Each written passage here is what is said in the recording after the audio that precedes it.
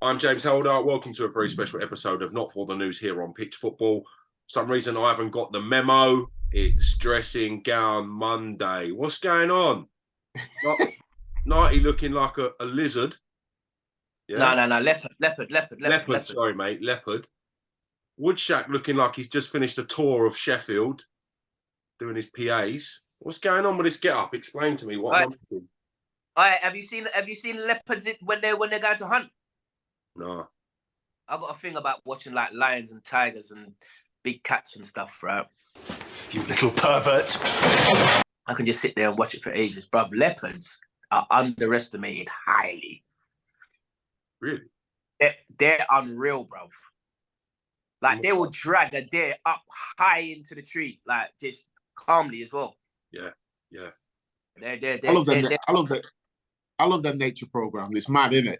All right, mate. I just sit there and just watch, bruv, and just think, flipping, this is actually happening, like in the world, like like when they go to hunt and that, and like they've all got a strategy. No one's talking, but everybody knows. Like, I'll go over there. You go over there. I'm gonna go over there. You go over there. I'm gonna sit and I'm gonna run after him. And when he comes out, I jump on him, bruv. And I'm like, rah. Like they actually got the strategy, bruv. Their strategy is wow. They've got tactics, haven't they? They've got tactics. Yeah, tactical analysis. Speaking of which, I want to speak firstly about Arsenal's 3-0 win over Fulham. Probably the best first half I've seen Arsenal have this season. Unbelievable. I'm going to go straight to Brother Nighty on this, aka the Inner Leopard. What's your take on it? Look at him trying to not get gassed. Like,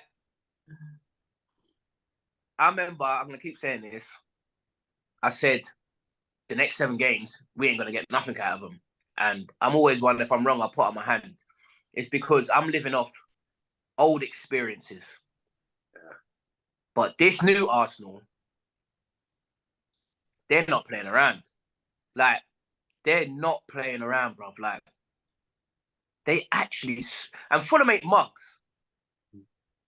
They ain't mugs. Like, do you know what I mean? They ain't mugs. They can kick ball. They've got a decent striker up top who can put the ball in the net.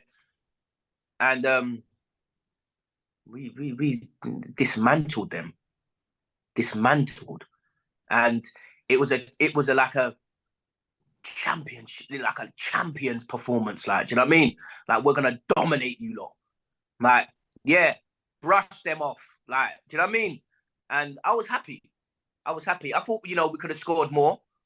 If there's any criticism, we could have scored more. But 3-0 is 3-0. We didn't concede, scored 3 goals, 3 points, back home, on to the next one. Well, Jack, what's your take on Arsenal at the moment? I think they're the best team in the league. I said last time, that goal that they scored, that last-minute goal against Brentford? Bournemouth, sorry.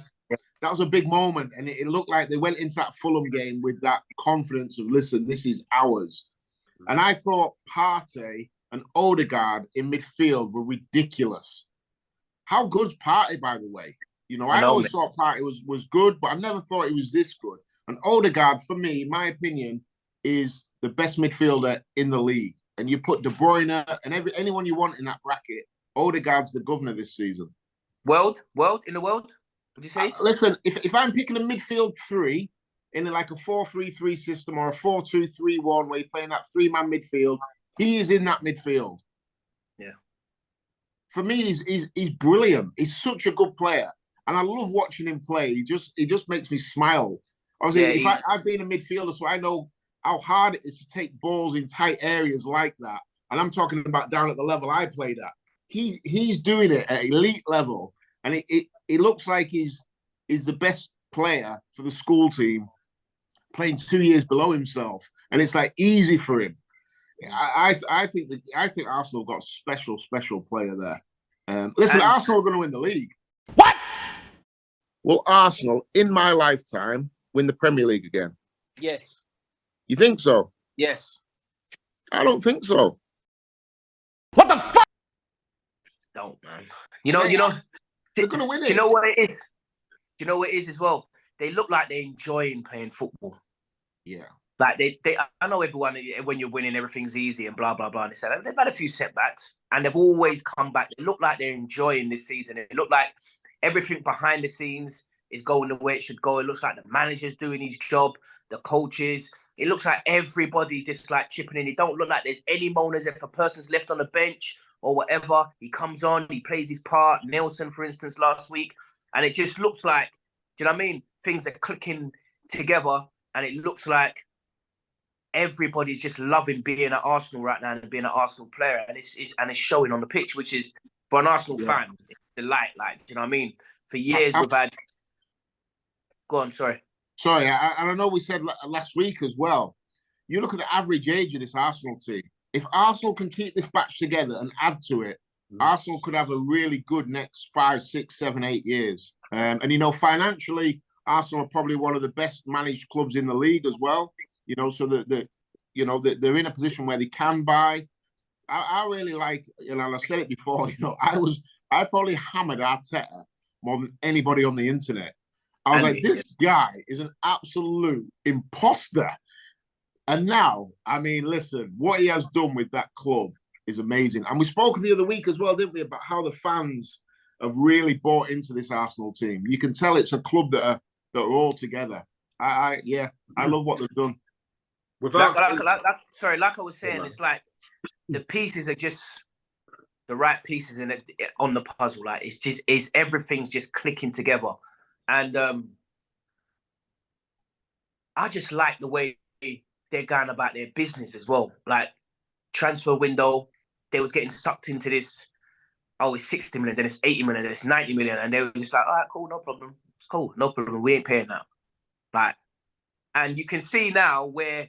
What's the guy's name? He went to Chelsea and he said he was coming to Arsenal. What's his name? Mudryk. Right. Mudryk. You can see he ain't playing no part at all in Chelsea's flipping. So, you know, it's kind of like we dodged the bullet there, and it just seems like everything's going. Do you know what I mean? Like Trossard got 3 assists against Fulham. This is what I'm trying to say. I was just going to get onto, and then you buy Trossard, and then he's performing and settled in well. And do you get what I'm saying? You got Jesus back. The one thing I would say that I was disappointed in is that Jesus didn't score that chance that he had. Mm-hmm. Like, and the only thing I would say that's worrying about Arsenal right now is that, like, if Saka or Martinelli or Odegaard is not like tucking or creating or whatever, we ain't got that striker to say if it's 0-0 and we get one chance, that we're going to go, yeah. That's our flipping Anelka, Ian Wright, Henry. That's him. He's going to score that. Don't worry about that. Like, we ain't got that. And that's the only thing I would say. But, you know, if we can get through this season without that, and then summertime comes and we invest, then we're in a stronger position.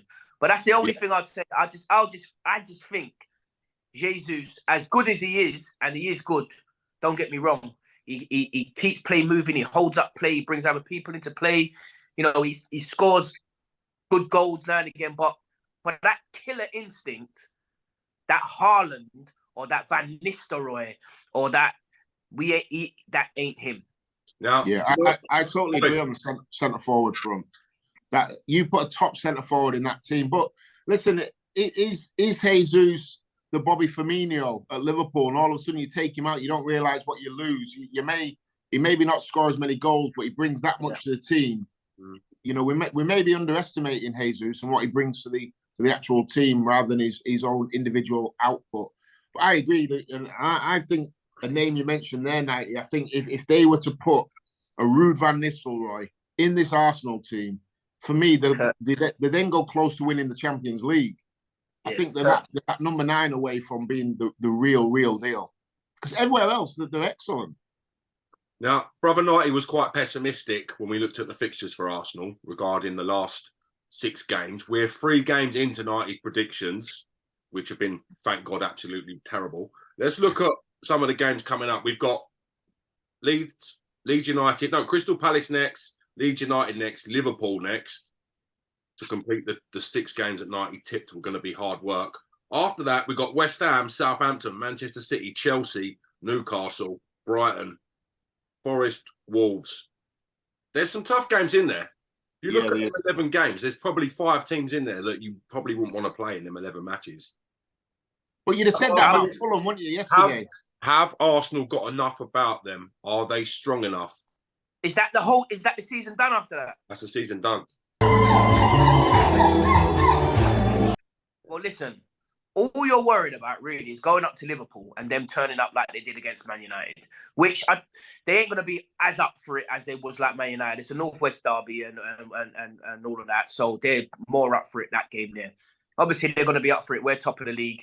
Well, should be top of the league by the time we go into that game. You fear that game. You fear the City game. Other than that, what about the Newcastle game? We dropped points to Newcastle. I don't fear Newcastle. Like, I know they're on the up and they're, new investors and all that, but they're not there yet. One thing I'll say about that run of fixtures is you've got a lot of teams in that run of fixtures that have got something to play for. Yeah. You've got a lot that are up there or down there. You haven't really got any of the middle of the road teams in there that are kind of just chilling. Like I was going to say Leicester, but Leicester are getting dragged right into it. But like the Fulhams that are kind of in the middle of the road now, that kind of know that they're not going up, they're not going down, they're not going to get into Europe. They're just floating around. Arsenal have a lot of fixtures that something means something on it. Like the Leeds one, on paper you think, yeah, nice 3 points, but Leeds are a funny team. They're fighting for their lives. West Ham as well. Again, though, Curtis, like, I'd rather them be fighting for something, because then they've got to come out, they've got to attack. They've got to play their football, and if you're Arsenal, you got to believe you can play better football than any of them right now. Yeah, so they've got to come out and try and get the 3 points. And I just think, bar Liverpool and Man City, you know what? Fuck it, I ain't even gonna curse it. We're gonna lose all them games. To be fair though, I think Arsenal are the best team in the league at the moment. So I think sometimes when you support a team like you two do, you can always feel the worst. But I'm a complete neutral, and Arsenal haven't got anyone to fear. Arsenal are playing some of the best football I've seen Arsenal play in my lifetime, and that includes like the late '90s team. This Arsenal team is very, very good. Let's talk again. If we were to go back to what we did last week about, it's probably too early to judge this current Arsenal team who'd get into the old Arsenal team. But if Arsenal have a good couple of years, and all of a sudden you can start mentioning players like Odegaards and your Sakas and your Martinellis and the two centre halves, the goalkeeper maybe, that think, you know what, would they get into that invincible team? They'd have an argument if they keep doing what they're doing. But Knight is right what he said last week. They've done nothing yet, but I do feel that they're on the brink of a really, really ripe period in their history. Let's look at current champions Manchester City. They were in action against Crystal Palace at Selhurst Park. Made hard work of it a little bit, if I'm being brutally honest. Wasn't the most enjoyable of matches, but as champions do, they found a way to come away with 3 points. What's your take on Manchester City's win over Crystal Palace? I'm going to go straight to Brother Woodhouse on this one. They just did what they had to do, didn't they? I've been so disappointed with Palace this year, They started really well. And I look at the players they've got. They've got some real flair. And for whatever reason, they cannot score a goal. And they just, I don't know. I was really excited for Vieira's journey. He started well and he's really just kind of petered out now. And they just seem to be a team that plays 60 passes in their own half, but have absolutely nothing in front of goal. And Man City weren't brilliant, but I think they just did what they had to do, and they controlled the game really, didn't they? I don't think Palace ever looked like scoring, and City just did enough. And it's a good win. Was it at Palace? Was that Palace? It was at Palace. Yeah, it was at Palace. Yeah. So it's a good 3 points, that, because it is never an easy place to go. But I've been so disappointed with them. I mean, is he close to getting the sack? I don't know. No, he's not. He's not. They've drawn a lot of games, to be brutally honest. But this is the best Palace squad for years. But they haven't got a striker, and they don't play. They haven't got an out-and-out striker at Palace. I think that's been a bit of a problem from this season. Yeah, they do need one. And they do need one. They haven't really spent any money. They need a centre forward badly, don't they? They need a focal point to what they're doing. Yeah, they've got Marteta, but he doesn't really play, so it's difficult. Nighty, what's your take on Manchester City? I just think the way their season's going, it's like they're stuck in gears. Like, do you know what I mean? Just like they're stuck in gears. And then they just get there, and do you know what I mean? If I was to watch one team this season, if it was between City and Arsenal, you're watching Arsenal every day of the week. Do you know what I mean? The City thing's got a little bit boring now, and it's kind of like, it's a bit jarring the way they play as well. Like, do you know what I mean? Not the way they play, but how they're playing. On the flip side of that, let's hear what the Manchester City fans who watch City week in, week out have got to say about their win over Palace and what they think about the title race involving Arsenal. Pitch football, Crystal Palace 0, Man City 1. Give me your immediate reaction to the game, lad. I'm extremely satisfied with the performance, a much needed win, and I think we're going to go on to win the title now. Crystal Palace 0, Manchester City 1. Huge result here in London for Man City. Give me your immediate reaction to the game, sir. We're fucking mint. We are fucking mint. No matter what the fuck happened, we're fucking mint. Crystal Palace 0, Manchester City 1. Huge result in London here for Man City. Sir, may I get your immediate reaction to the game? Massive result for City, but what a poor game. What a poor game. Honestly, poor game. City won it. City! Probably didn't deserve to, but Palace were awful. The fans were awful today. Normally the noisiest ground in the league. Awful today. Never heard a peep. Crystal Palace 0, Manchester City 1. Massive result for Man City here in London. Give us your immediate reaction to the game. Massive 3 points, big in the title race. Come on, Fulham. Now, talk to me about the title race. Have Man City got enough about them to catch Arsenal this year? We'll do it. Trust Pep. Arsenal butter it. Come on, City. We've won a title, Arsenal haven't. That is a fucking end all and be all. I think that'll be the difference, that experience in the squad that City have got. 100%. That is, we've got the experience, they've not. They're celebrating games like they're in fucking mid-May, and we're not. No, City are going to win the fucking league, man. Don't you dare say that Arsenal are going to win the league. What is it? City pissed this league, man. City piss it. Talk to me about Erling Haaland. How important is he? What do you think about him as a player? Haaland's important because he finishes off the chances that are given to him, to be fair. But yeah, fuck Gary Lineker as well. No, but to be fair, like, I love Erling Haaland for what he does. Like, he's there at the times where we need him. Like, the ball gets played across inside the box. Haaland's there when we need him. That's what was missing in the last 2 seasons. But the question is, last 2 seasons, did we win the league? Yeah.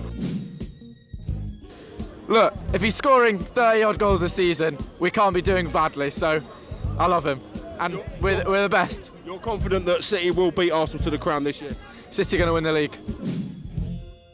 He is the fucking be-all and end-all, Haaland. He's the fucking be-all and fucking end-all, lad.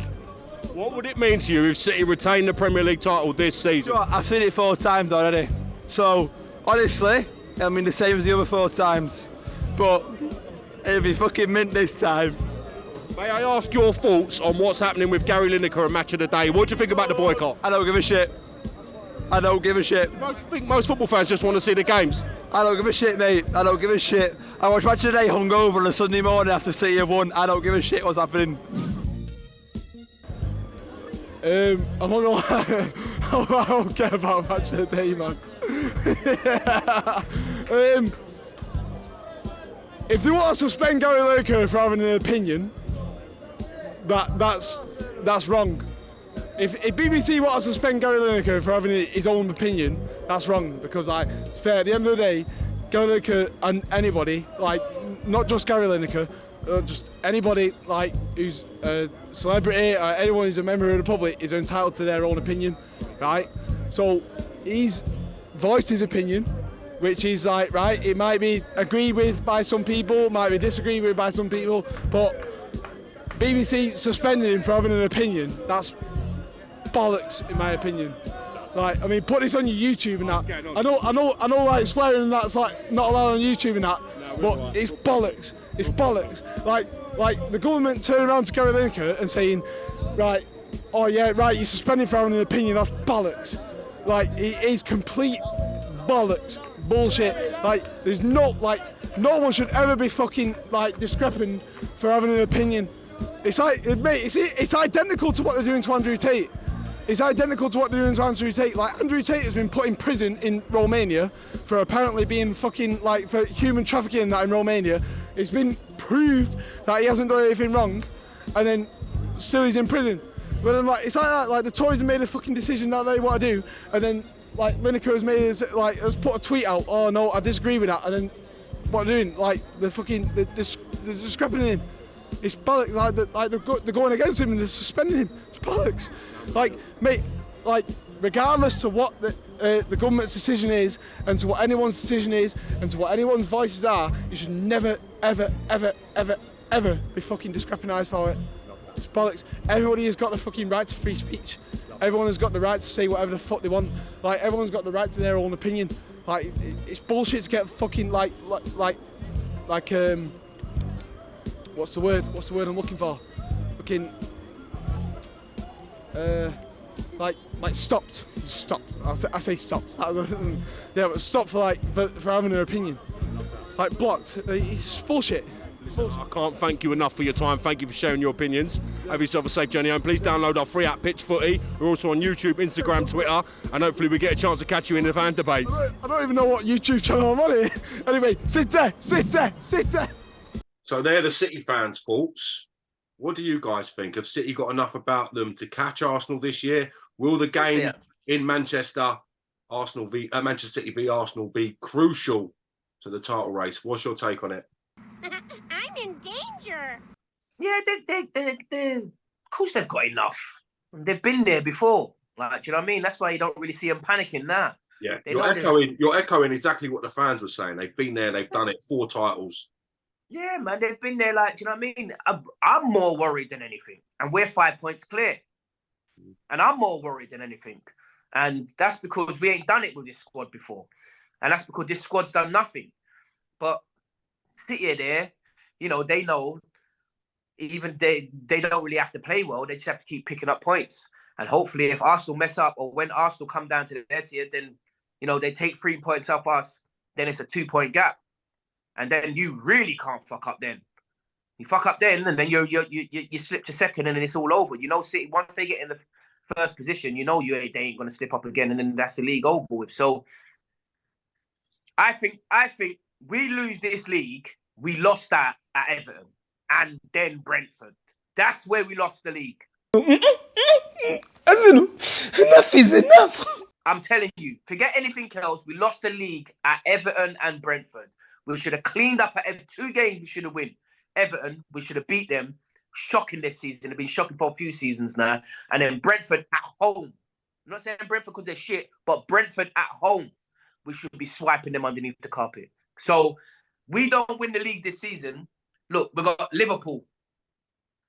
But I'll be happy to come out of there with a point. Yeah, I know we need 3 or we want 3 or whatever, but I'll be happy to come out there with a point. And City, I'll be happy to come out there with a point. Sorry, Nighty. Let's have a look at Man City's remaining fixtures. Let's see where Man City, if possible, are going to drop points other than the Arsenal game. So we're going to Man City, West Ham, Man City, Liverpool, Southampton, Man City, Leicester, Brighton, Man City, Fulham, Man City, Leeds, Everton, Man City, Chelsea, Brentford, Man City. Where do you see them dropping points other than Arsenal? Brentford game, last game of the season, is a tricky game. Yeah, trust me. Tricky. Yeah. Trust me. It's very, very tricky. It's not clear cut though, is it? They've still got some hard games left other than the Arsenal game. Liverpool ain't going to just sit down, lay down and let you roll over them. That's what I'm saying. And Liverpool, since Pep and Guardiola have been, Liverpool have always done well against City. Always. Yeah. They've got some good results against City. I think Arsenal will win it. I really do. I think they've got the momentum. I think they've got the dressing room. And Knight made a really good point a minute ago. I know what you mean about City. It seems to be a bit like, whatever. And are the players feeling that way as well? Because me as an outsider looking in, it's like, well, bore off City. You know, it's like you know they're going to be in and around it every year. You know, there's no excitement about it. We're seeing Arsenal up there. I'm like, yeah, go on, Arsenal. Where City's kind of like, yeah, I know what you mean. I get the same feeling. I'm a bit like, I'm a bit bored of Man City. Not so harsh, because some of the football they've played has been ridiculous. But it's City, I used to like watching them play as an Arsenal fan as well. Like I used to like watching them play, and not because we're going up against them now, whatever. But it just seems a bit jagged, and a bit like flipping all. Like, do you know what I mean? Even the City, even the Palace game the other day was a bit like, I don't know, man. I can't even put a word on it. It's just a bit. I know exactly what you mean. Like, I feel the same, and I don't know what the word is, but I feel exactly the same when I'm watching them. It's a bit like whatever. Yeah. No one really cares about City, do they? That sounds horrible, but no one really cares about City. They're nobody's rival. You know, Arsenal have got Tottenham, they've got Man United, they've got their big games. You know, Liverpool have now got Man City, they've got Everton, they've got Man United. No one really cares about City. True. They're just an invested club that's just sprung to flipping the top. You know what I mean? Got a great manager. The manager's brought in his philosophies and stuff with the game and brought in players and stuff, and they've done well. They've got it all together. They've won leagues and whatever. But it ain't like if this was Manchester United and Arsenal going, or even Tottenham. We ain't gonna say Tottenham because Tottenham's never been the guy for anything. Yeah, but if this was like Man U. Look, come on, even look at history. Do you know what I mean? Man United and Arsenal going for the league, and Arsenal are 5 points ahead, and Man United are trying to catch them. There is war. Yeah, my boy's a Man United fan. He said the same the other week. Like, I'm like, Man City look like they're going to win the league. Like, who do you want to win it? Man City or Arsenal? And he was like, Man City. I'm like, I don't want Arsenal to win the league. I'm like, yeah, but Man City are rivals. And he's like, Man City are not our rivals. So I don't care. I don't care if they win the league, and that's like a Man United fan, and that's where City are. The kind of nobody cares about City. That sounds terrible, but no one does. I mean, even like when you're watching them at home, like this is nothing there. Like there's no like the fans and everything. There's no. I can't even remember them like singing a song that like gets everything going or whatever. Like the biggest thing I've seen City do is when Aguero scored that goal and it just went mental. But by that, just whatever. I hear it. Like we spoke the other week about when we were watching the Arsenal game. I can't remember which game it was, but I watched it on the TV and I felt like I was there because the noise coming through my telly was like off the chain. You never get that with Man City. And look at what they've won over the last few years. There's just not like excitement around Man City. And it's such a shame because, you know, some of the stuff they've done and the football they've played has been incredible. But again, no one cares. Well, no one cares. Just moving on from this point, I thought you articulated that both very well. I'd like to talk to you about one of the biggest stories in football at the moment currently, and that's Gary Lineker stepping down or being made to step down from Match of the Day.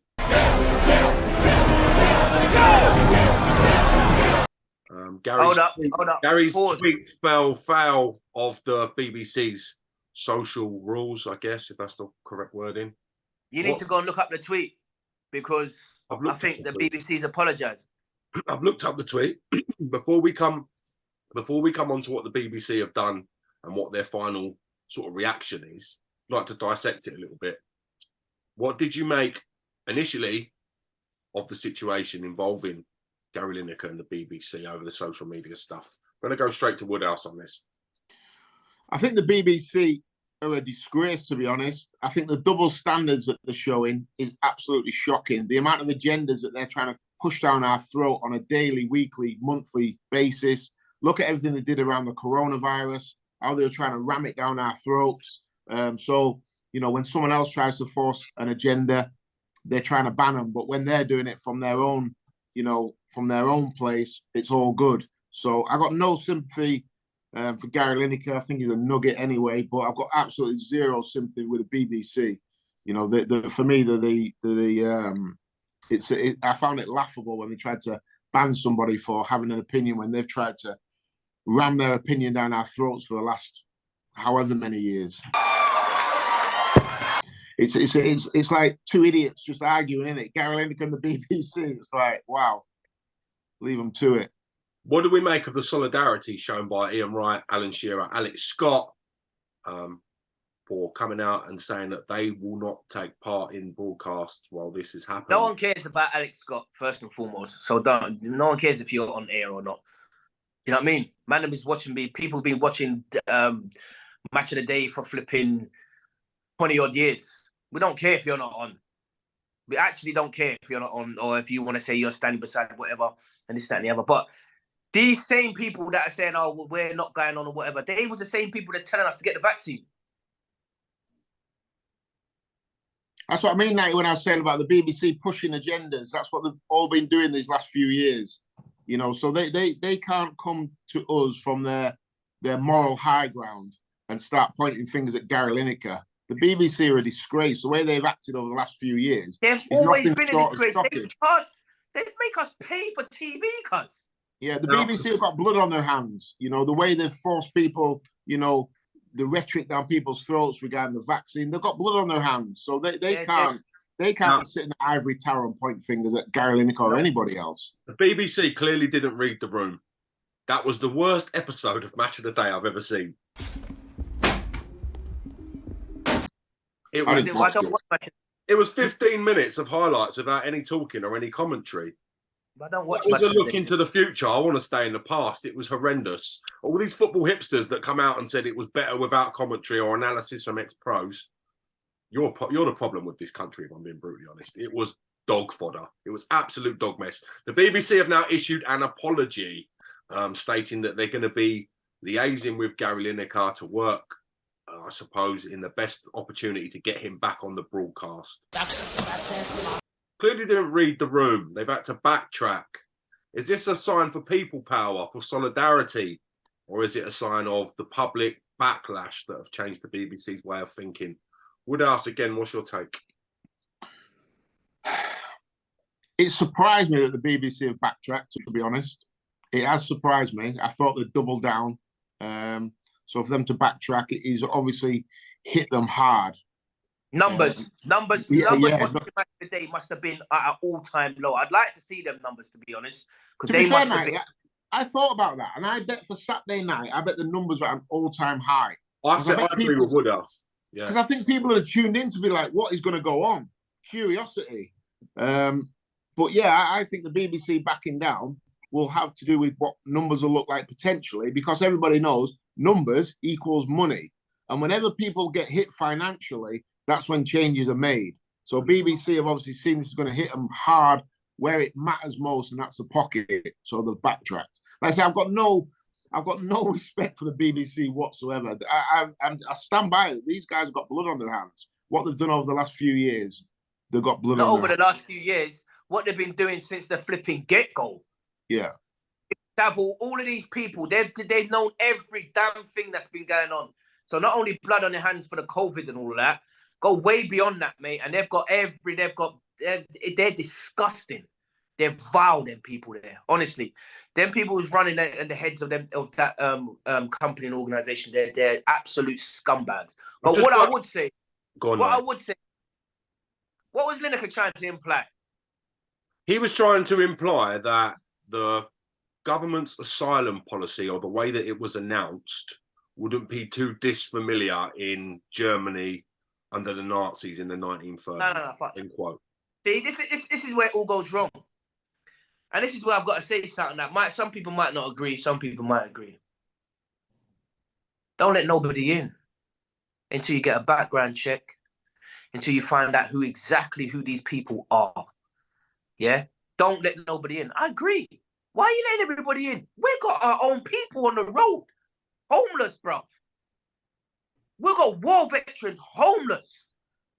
Yeah? But we're bringing everybody else in. We're sending money out to Ukraine and all of this. Yeah? And we ain't got our own ship in That's like me coming out of my house and going to feeding someone outside the house. And inside my house, they're hungry. That don't make no sense. So when my man's saying nobody's coming here unless they're legitimately going to come here, we don't know they're coming here. They're getting benefits. They're grooming. They're raping. Drugs. Don't get me wrong. There's some that come over here that work legitly and have come over here and made good businesses and done good for our country. Don't get me wrong. But when you're letting in people that you do not know, you've got no background check, they've got no passport, they've got nothing. Then what they're doing is they're shutting down hotels, yeah, and big complexes and letting these people stay in there for free. Food given to, why can't we do that for our people that are homeless? Another thing, do you think we can go to these people's country and do them sort of antics there? I understand. I understand what Brother Knighty's saying, but there's a part of me that can't help but think Knighty's views would have been echoed against maybe the first black people that came to this country from the West Indies. No. I understand what you're saying, Knighty, but there is sort of a slight air of prejudice and maybe entitlement. My mum's people, era and all that, were invited to come over here. After the Second World War, they invited people from the Commonwealth to rebuild the country.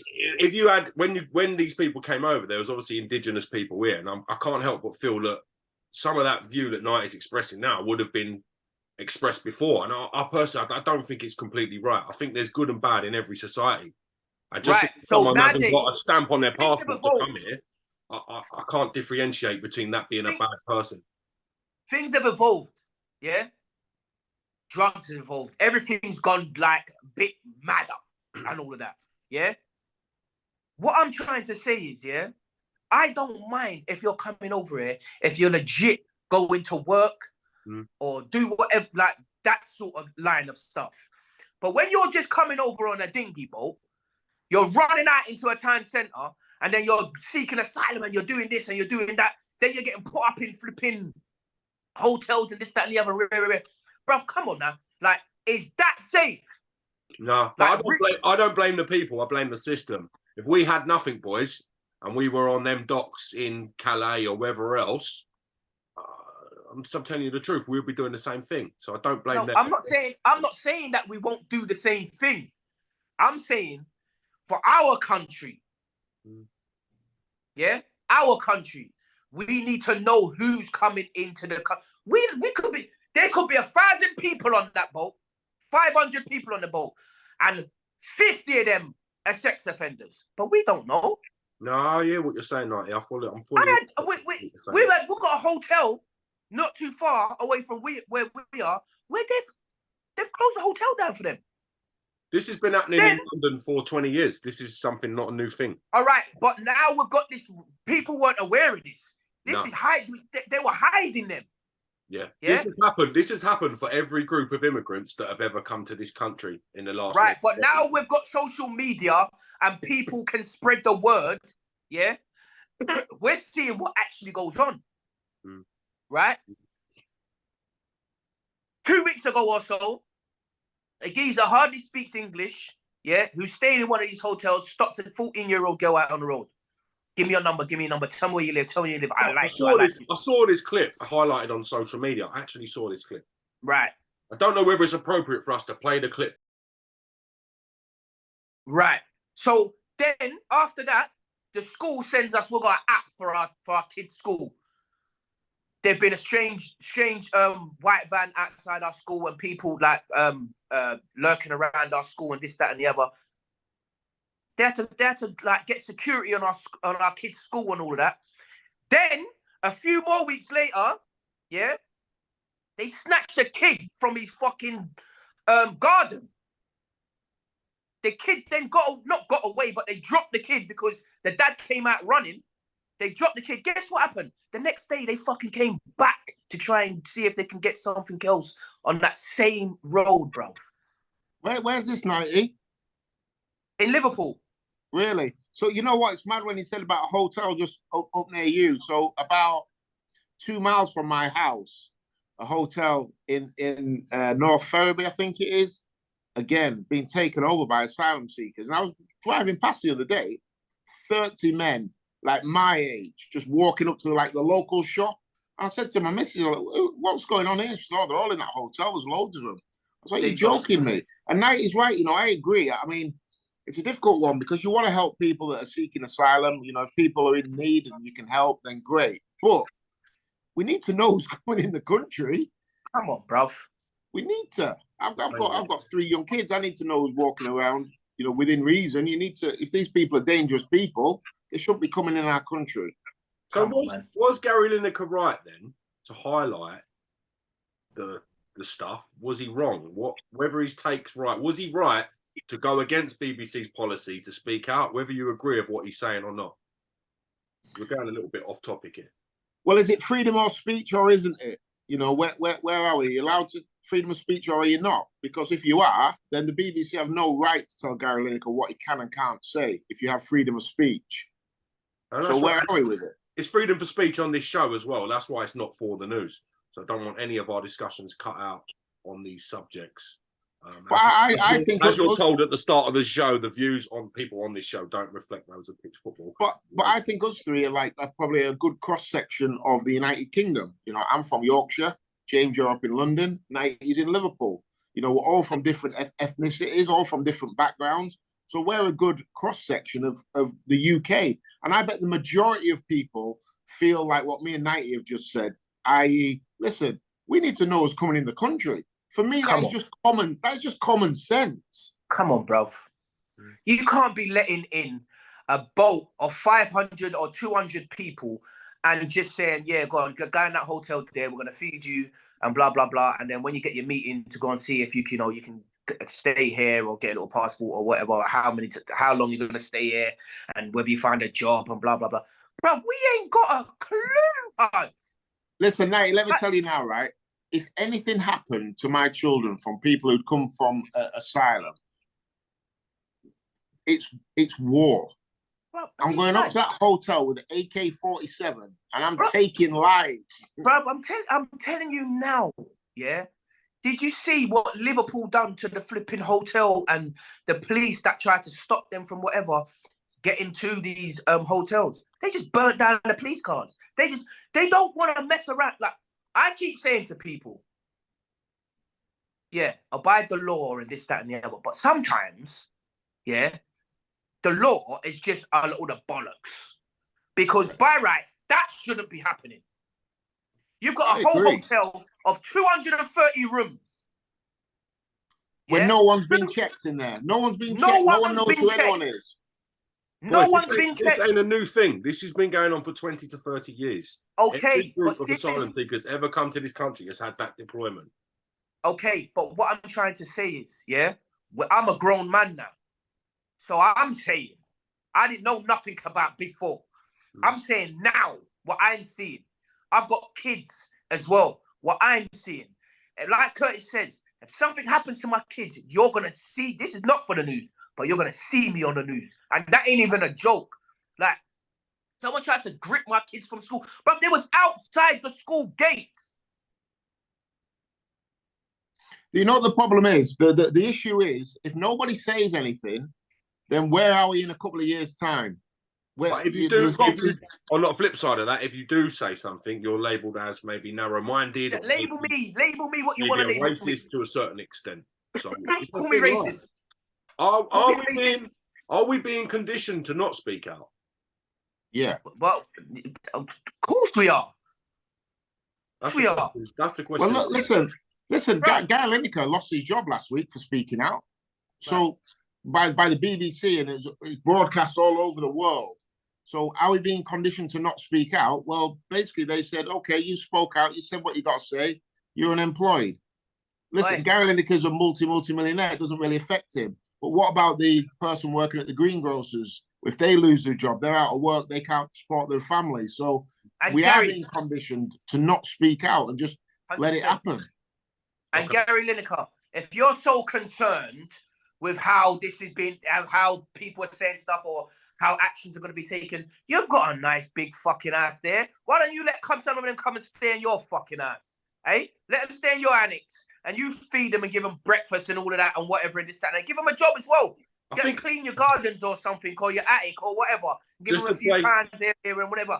Fuck off, mate. Honestly. You're a joke, bro. Just to play devil's advocate, Nighty, I think he has actually homed some asylum seekers in his house. I can't. Yeah. Has he? So he's telling you. So the papers are telling us tonight. Yeah. Bollocks. Yeah. All right, let's come away. Because when my old man was sitting in front of him, in front of the Bruno fight, he got up and left. I've been reading a lot of the stuff on Gary Lineker. He's a wanker. Some of his mannerisms and the way he's dealt with the public's questionable, from what I've gathered. He's a wanker. What do you mean? Nice. What do you mean questionable? He's a wanker. I asked him this. My dad told me that story. I went straight on Twitter and asked him about the story, and he blocked me straight away. Yeah, I'm blocked off Twitter off him as well. Yeah. He's an arsehole. He's an arsehole. The guy's a nugget, man. And the whole everybody following him, Scott, Shearer, right, this, that, and ever. They were probably in a group chat, probably saying, "Oh, yeah, don't worry, man. I'm gonna come out with you now. I'm gonna come out. I'll do the same thing. I'll do the same thing, or whatever." They know they can't just the BBC. Who they're gonna bring in? Could you imagine how much hate the person they brought in who actually presented that show would have got? I was expecting Woodshack to pop up. I'm not going to lie. I would have done it still, you know. I would have done it. If you'd have gave me 50 bags, I would have done it still. Oh, imagine me and 90 on there saying, "Yeah, respect the BBC, big up." Who are you to break the BBC's rules, lads? You know what I mean? Did you see Matt Letizia when he came out and said, "Listen"? Oh, thank you. Did you see the Matt Letizia? He came out and said, "Listen, where's the same energy for me over the Black Lives Matter thing? You know, there's no solidarity with me when he made his statement on the Black Lives Matter." What statement did he make? Matt Letizia basically came out and said that he felt let down by his fellow colleagues, that he didn't get the same respect for when him and his two colleagues lost their jobs. Charlie Nichols was it, and Phil Thompson. They lost. What happened? It was to do with social media. It was to do with him having. But what did he say? What did he say about Black Lives Matter? What did he say? I haven't got the exact quote with me. I can see if I can find it, but I have got his tweets regarding that. I think he refused. He refused to wear the Black Lives Matter thing on his suit, and he refused to kind of endorse it. He spoke out about the taking the knee. He didn't think it was the right thing to do. And, you know, a lot of what he said, you know, fast forward a couple of years from when he said it, has been proved valid, what he said. Yeah, a lot of we've seen people from the BLM charity allegedly face prosecution and persecution over where the money's gone. Not allegedly. That is not hearing a lot about it now.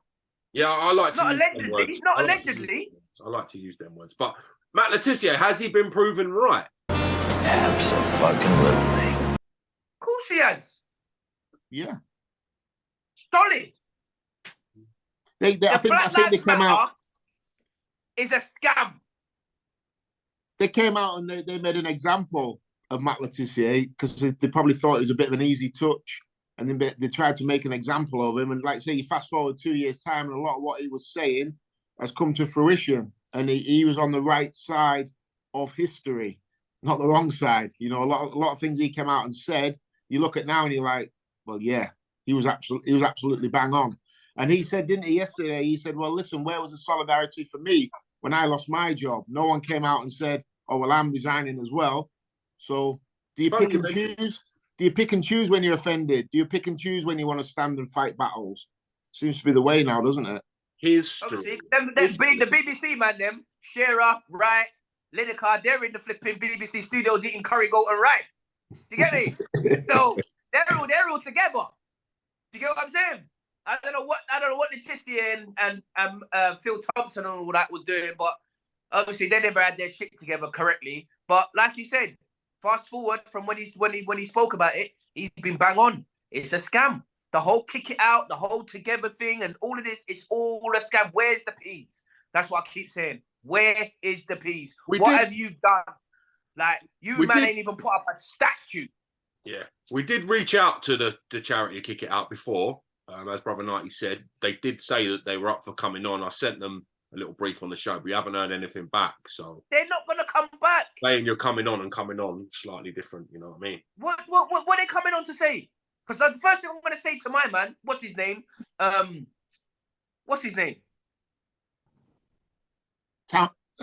We're just calling because we haven't got him on. Because we haven't got Townsend. anyone to speak, so we'll just call him the representative of that charity for now.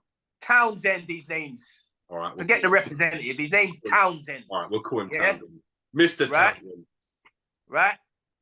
What's he gonna say? When I say where's the peas, because that's the first thing I'm gonna ask him. What's he gonna say? Where's the peas? What are you gonna say after I say where's the peas?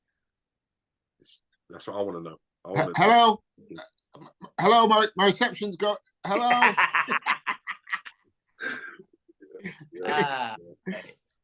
Shambles, mate. Honestly. Like we've said, and we kind of seem to be on the same page with it, which is good, because sometimes when you come out and talk about things, especially regarding race, it can be a real tricky conversation to have on social media. But if racism ends today, it ends. It's no longer a thing. A lot of people go out of business. Yeah, a lot of people lose a lot of money if racism stops being a thing. So, it is what it is. It's like turkeys voting for Christmas.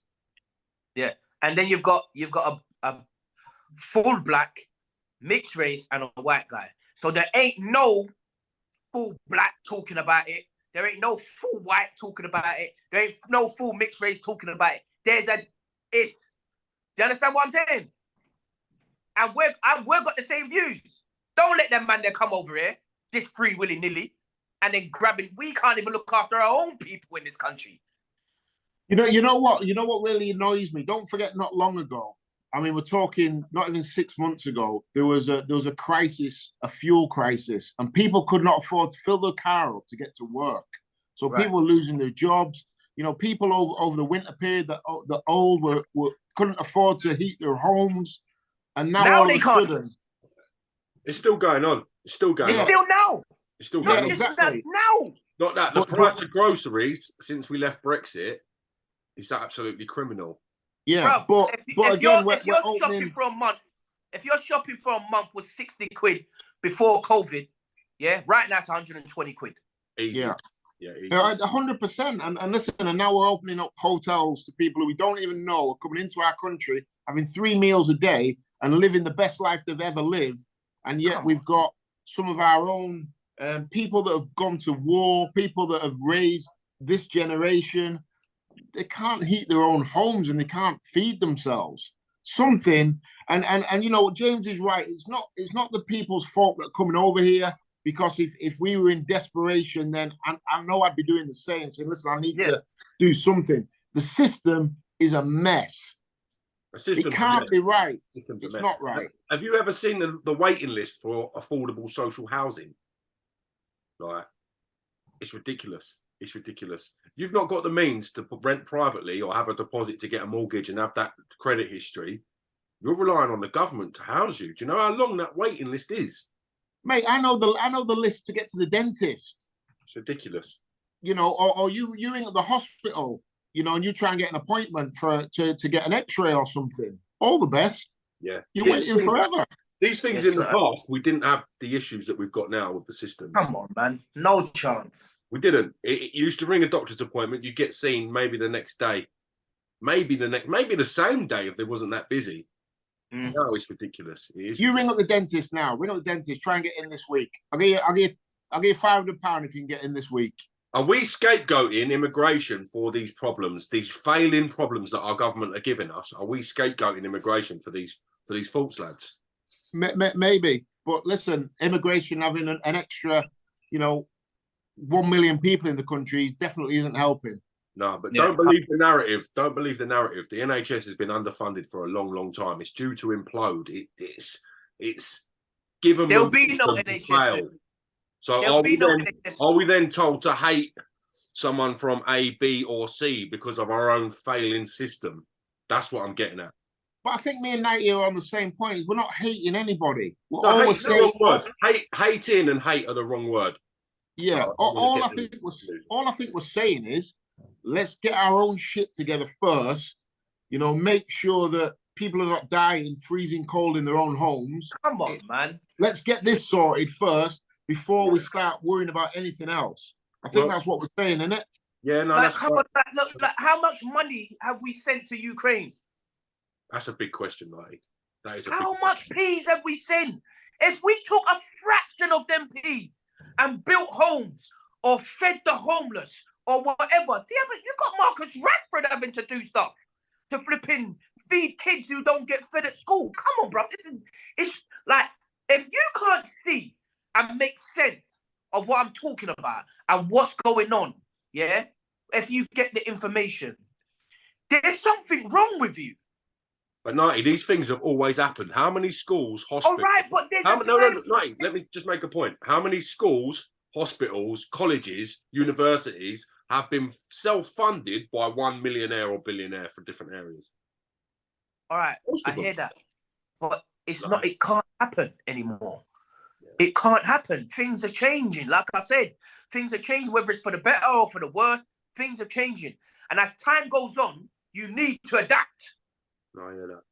And you know what makes me laugh? You get people like Gary Lineker coming out. Gary Lineker's not on there. He has no idea what's going on in the real world.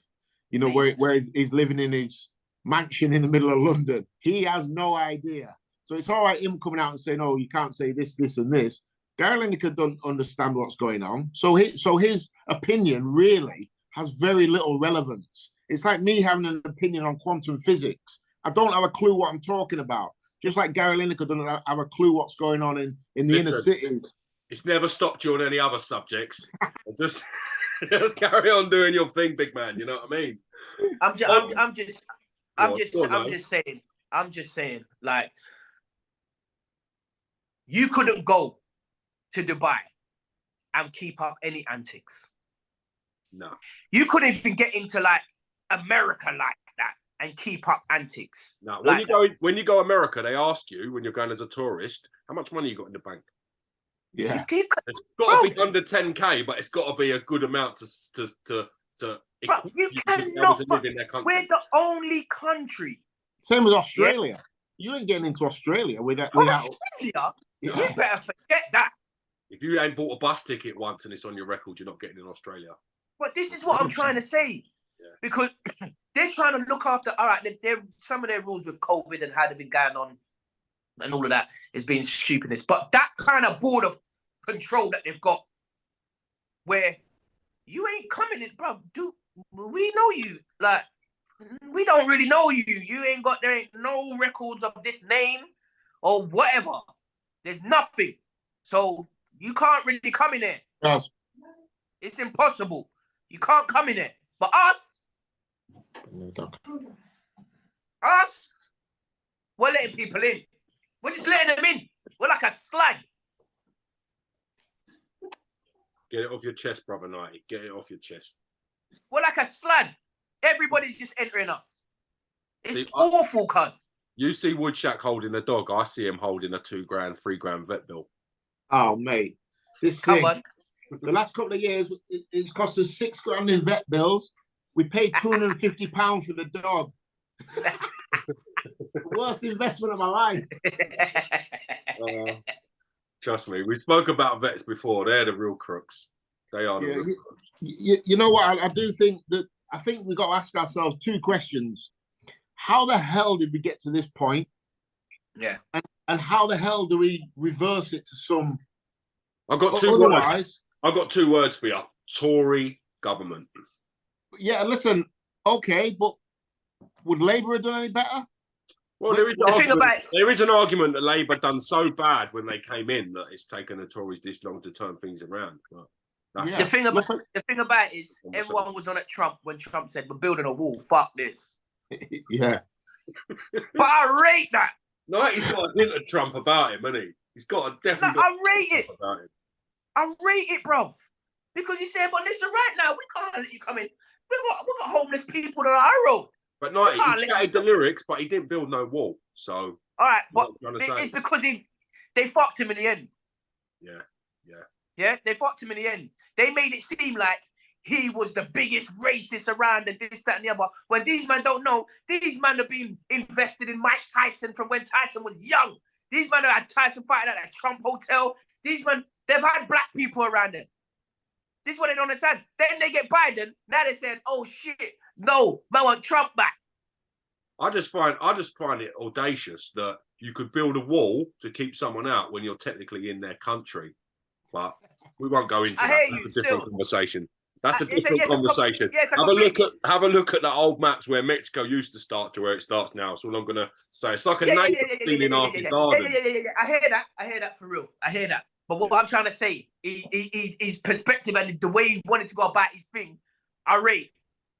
Yeah. I rate. You know, if you actually look at some of which I was sad enough to do, I got quite into politics the last few years. So if you actually look at some of Trump's policies and ideas, and you break them down, and you take the name Donald Trump off the top of it, and so you don't know it's his, you'd read through them and think, I like that. Right. This is what I'm trying to say. But when it's got Donald Trump name on the top of it, it then has a racial undercurrent to it, which it doesn't have without his name on. So it's a rhetoric that you get fed by the social media. And I hear what you're saying about the Tories. The Labour Party now, they are the Tories with red ties on. Yeah. There's no difference. Yeah. Big point. Okay, on that note, I think we put the world to rights a little bit on this episode. Got time for that. I know Knighty's got to go and do some leopard stuff, so I'm going to leave him to crack on. Thank you to Knight and Woodhouse for their opinions today. As always, it's been a great pleasure. If you're watching this on the YouTube, download our free app, Pitch Footy, for all the latest news, competitions, giveaways, fan debates, you name it, we've got it. Check out the Spotify for the adult version of the show while you're on the road, boss man. Have yourself a good day, fellas. Thank you very much. Goodbye. Cheers, boys.